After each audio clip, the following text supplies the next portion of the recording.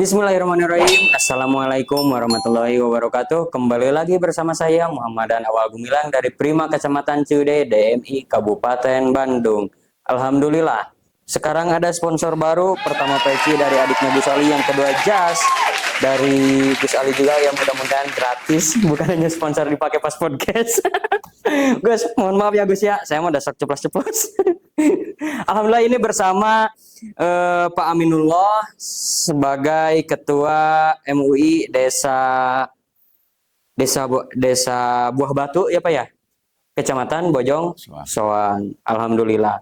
Pak, barangkali boleh mengenalkan MUI itu apa kepada kawan-kawan yang menonton kali ini. Soalnya banyak nih, apa sih MUI teh? Majelis Ulama Indonesia, naon sih gawena, naon sih kinerjana, naon sih programna, naon badana sih, kan bisa aya KUA gitu tah. Banyak pertanyaan-pertanyaan itu di lapisan masyarakat bawah. Itu. Barangkali dengan adanya Bapak di sini bisa ikut mencerahkan, bisa ikut mengedukasi, bahkan menjelaskan kepada masyarakat.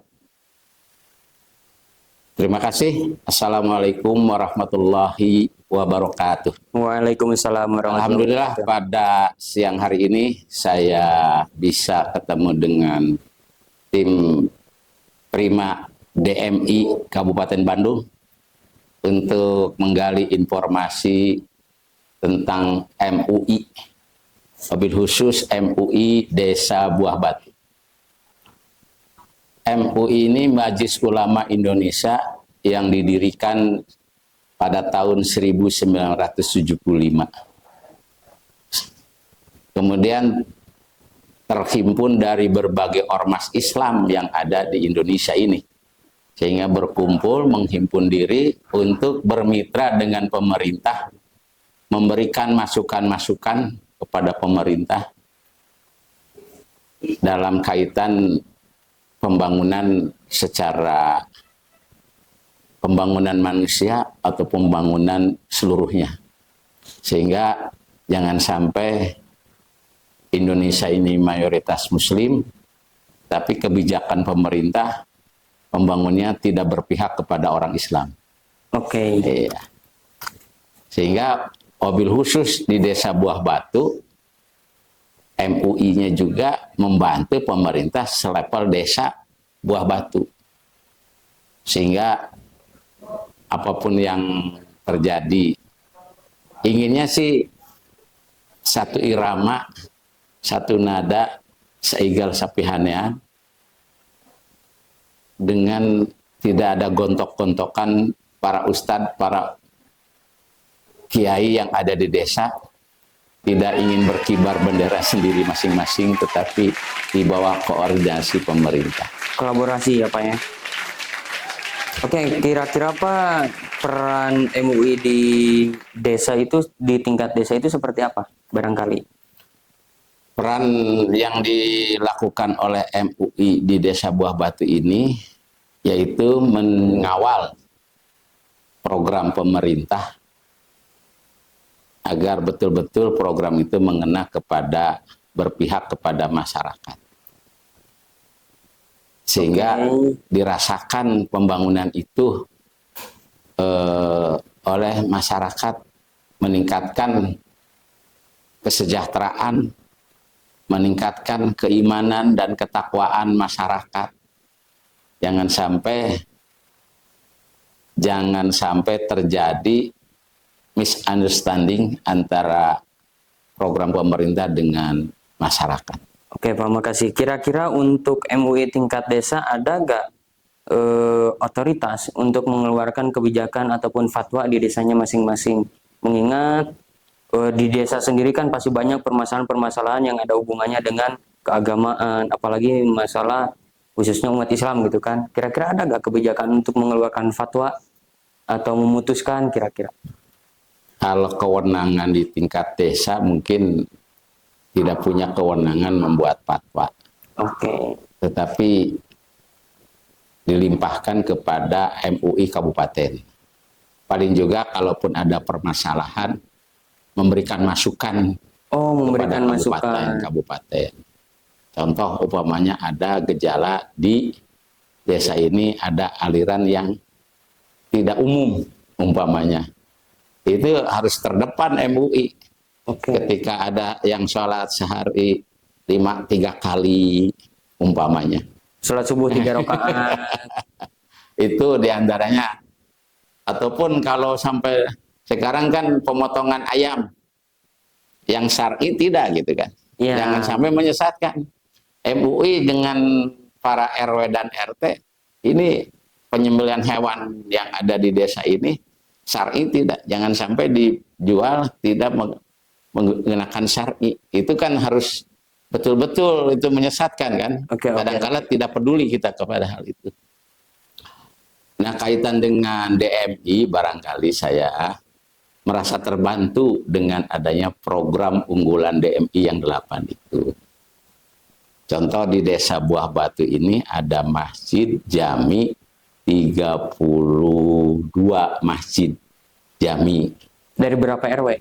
Dari 12 RW. 12 RW, masjidnya ada 32. Masya Allah. Nah, oleh karena itu, salah satunya kan di DMI ini punya pendataan masjid berbasis digital. Ada berapa masjid se Kabupaten Bandung? 8.000. Apakah semua pengurusnya sudah diberikan 7.800. Apa namanya? Legalitas tidak? Siapa yang membuat SKDKM? Ini rame juga dulu kan karena belum ada arahan dari bupati. Sekarang dengan ada SKB, SEB, surat edaran bersama antara bupati dengan Kemenak, bahwa yang tanda tangan pengesahan ketua DKM adalah oleh DMI. Jelas itu kan. Sehingga masa baktinya jelas. Jangan sampai dikuasai. ada DKM seumur hidup. Iya, banyak itu masih banyak. Nah itu untuk supaya dinamis lah pengurus DKM itu. Yang keduanya program DMI ini saya menghimbau, saya merasa terbantu ketika saya datang ke masjid, Pak, ini belum punya sertifikat tanah wakaf masjid, bagaimana caranya? Nah kebetulan di DMI juga punya program itu. Nah kurang greget supaya betul-betul dapat terrealisasi.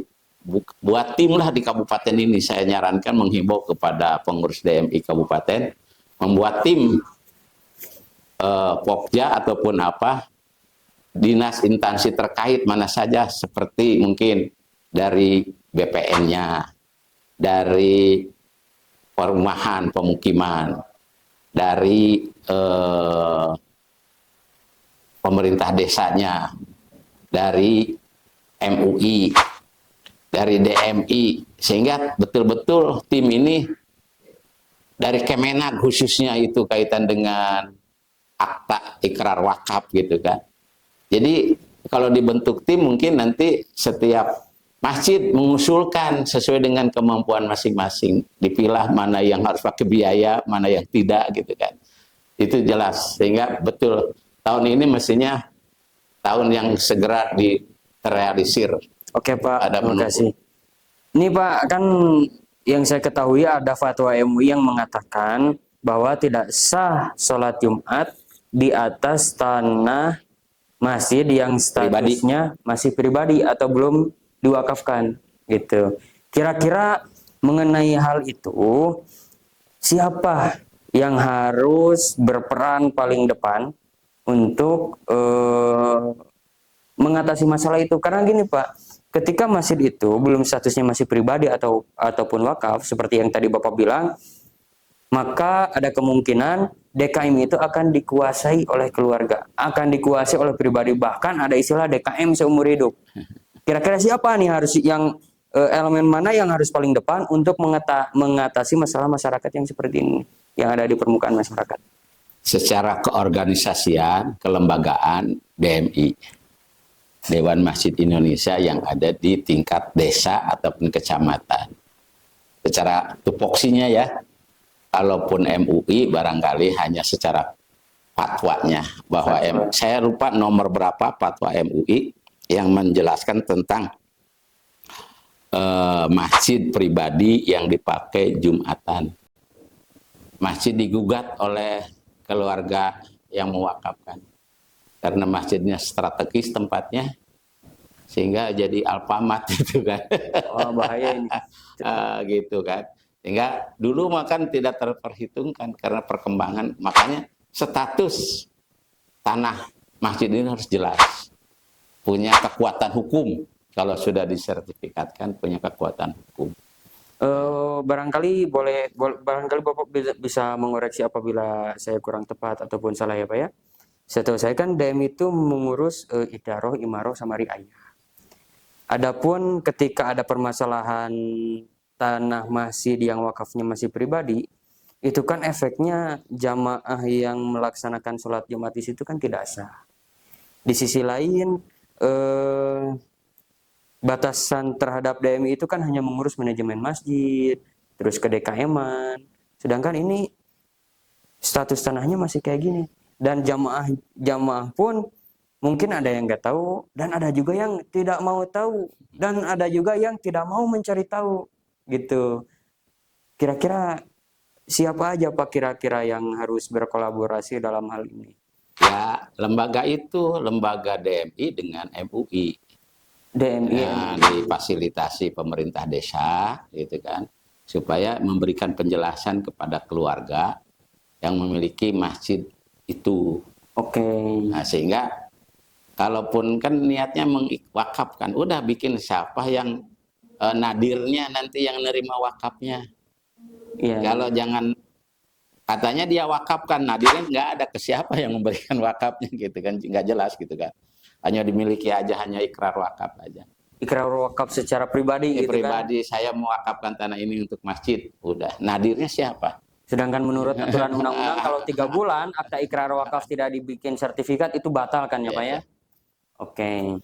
Berarti memang harus ada kerjasama dan kolaborasi dari elemen-elemen terkait.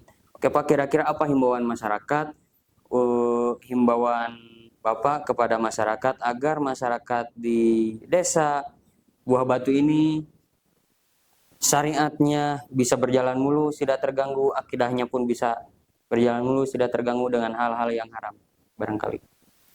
Saya menghimbau kepada seluruh pengurus DMI tingkat ranting, tingkat desa, supaya proaktif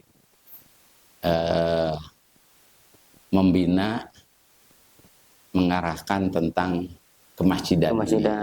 Kalau untuk masyarakatnya agar terhindar dari hal-hal yang haram kayak makan daging ayam tapi mencitna tidak pakai bismillah, tidak pakai doa, langsung gujubur jual gitu kan. Jangan ayam tiren ya. Mati kemarin. Iya, kira-kira apa himbauan Bapak kepada masyarakat untuk menjaga hal itu? Ya tentunya pengurus MUI di setiap desa harus proaktif memberikan sosialisasi setiap momen-momen, terutama menjelang Jumat dan sebagainya. Kumpul orang ke masjid tak usah dibayar. Kalau Pak RW mengumpulkan orang harus dibayar, harus disuguhan.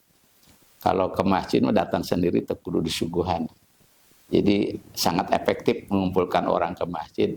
Kita bicara paling efektif. Tapi ya yang sesuai dengan nilai-nilai kultural masyarakat setempat di sana. Gitu. Pak, kira-kira kalau misalkan ada seseorang beli ayam potong. Nah, ayam potong itu disembelihnya tidak sesuai syariat. Kira-kira itu statusnya gimana? Haram, halal, mubah, makruh? Jelas hukumnya haram. Haram. Oke. Misalkan di satu pasar ada di suatu tempat jualan ada pengusaha nakal. Ya mestinya kan harus ada sertifikasi halal kepada penyembelihan hewan yang ada di masyarakat. Mestinya difasilitasi oleh pemerintah desa, disurvei kan biasanya, diteliti, kemudian betul ini syar'i, diberikan sertifikat label halal. Mestinya jangan hanya label halal dikeluarkan oleh MUI pusat saja. berapa ongkosnya ke sana. Oke. Nah, banyak pemotongan ayam maka syariat itu tidak gitu kan. Tapi sejauh ini Pak ada sanksi nggak buat Ya, para pengusaha ini ayam yang masukan. memang tidak Ya syar'i? mestinya masukan juga lah kepada pengurus MUI kabupaten, kecamatan, desa, proaktif dengan hal kasihan umat kan, Iya, Pak. kasihan umat. Sehingga kalau kita yang namanya pengurus harus peka dengan persoalan-persoalan berkembang di masyarakat. Oke, Pak. Alhamdulillah, Pak, berhubung waktu sudah mulai menjelang sore gitu kan. Terima kasih atas kunjungan Bapak, dan untuk kawan-kawan semua, jangan lupa daripada bengong tanpa ngopi, lebih baik beli kopi Prima. Jika belum ada di rumahnya kopi Prima, silahkan datang ke warung-warung. Dan jika di warung belum ada, silahkan ke pengurus Prima di kecamatan dan desa masing-masing. Jika belum ada juga pengurus Prima di desa dan kecamatan masing-masing, silahkan datang ke Tehnila di kantor DMI. Oke. Oke, Terima kasih. Saya juga, Awal Gumilang. saya juga minum kopi Prima ini enak Alhamdulillah, dan Pak. nikmat. Terima Saya Awal kasih. Gumilang dari Prima Kecamatan Ciwidey, DMI Kabupaten Bandung. Mohon izin pamit undur diri. Wassalamualaikum warahmatullahi wabarakatuh. Waalaikumsalam warahmatullahi wabarakatuh.